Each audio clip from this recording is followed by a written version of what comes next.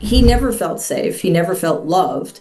And I think if you start from that kind of deficit and you never find somebody to fill in the gaps or to heal you, he exploited Donald's weaknesses and he exploited the damage that had been done to him because the defense mechanisms Donald had to utilize in order to protect himself from the loneliness and fear then you are sort of at the mercy of anybody who may find you of use. Unfortunately, my grandfather is ultimately the person who did the most damage to Donald. What happens when a clinical psychologist and Trump's own niece turns her focus from her infamous uncle to his wife? Mary Trump's latest revelations about Melania might just change everything you thought you knew about their dynamic, especially Donald's psychological grip. But why is Mary doing this now, and what has she uncovered?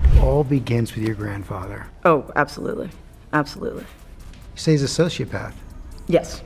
What do you mean by that? If somebody could be of service to him, then he would use them. If they couldn't be, he excised them. And in my father's case, tragically, he was not of use. He had no empathy. He was incredibly driven in a way that turned other people, including his children, his wife, into pawns to be used to his own end. Let's just say the silent First Lady might not be as removed as you've been led to believe. Before we move on, I'd like to ask you a small favor. If you appreciate this content, please take a second to like this video and subscribe to the channel. Over 98% of you watch the videos without subscribing. It costs you nothing, but it makes a huge difference to us. So, did you click the subscribe button? Great. Thank you so much. Now back to the video. But so quickly everybody wants to ask you about your uncle, Donald Trump, and I wonder whether sometimes actually that becomes really quite painful for you. Saw it as a reasonable step to re-elect him. And he is now president of the United States, having a serious negative impact on not just American politics, but on geopolitics. I don't know that I would say it's painful. What's painful is the fact that he remains relevant. And he remains relevant for the obvious reason that 74 million Americans. What if Melania Trump isn't just the aloof, barely in the picture figure so many believe her to be? Mary Trump seems to think that image might be part of the act.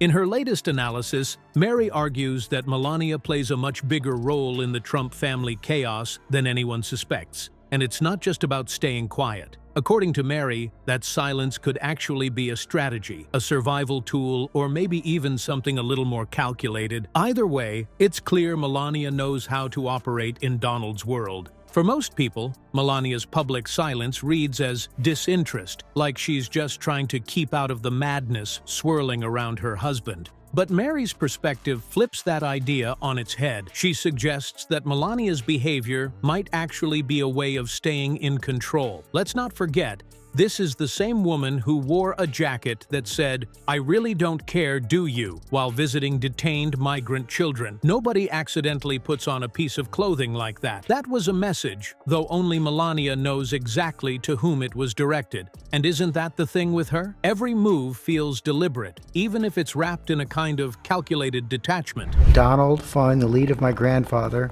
and with the complicity, silence, and inaction of his siblings, destroyed my father. I can't let him destroy my country. Yes. That sounds pretty arrogant. Mary Trump digs deeper, saying that Donald's need for constant praise and control doesn't just shape his interactions with the public, it seeps into his closest relationships too. Melania, in turn, seems to have figured out that going toe-to-toe with him wouldn't get her very far. By staying quiet and publicly supporting him, she avoids becoming his target, while potentially maneuvering to maintain her own standing. It's a form of self-preservation, or at least that's what it looks like on the surface. But does self-preservation blur into enabling? That's the question Mary raises, and it's one without a simple answer. Ultimately, Mary suggests that Melania's silence isn't apathy. It's a way to ensure her own place in the sprawling, messy Trump machine. But what drives this dynamic? To figure that out, you've got to understand the psychological foundation of Donald and Melania's relationship, and Mary just might have the answers. Could Donald and Melania's relationship be the ultimate mirror of Trump family dysfunction? According to Mary Trump, it might be. She argues that Donald's emotional development hit a wall sometime during childhood, leaving him stuck in a place where control, dominance, and endless validation became his armor. It's a psychological cocktail that informs every corner of his life, including his marriage. Mary explains that Donald's fixation on control isn't limited to boardrooms or rally stages. It spills right into his personal relationships. He has a deep need to dominate others while receiving near-constant praise, which creates a power imbalance in how he interacts with the people closest to him, including Melania. And yet, instead of clashing with his oversized demands, Melania seems to lean into them in a way that feels deliberate.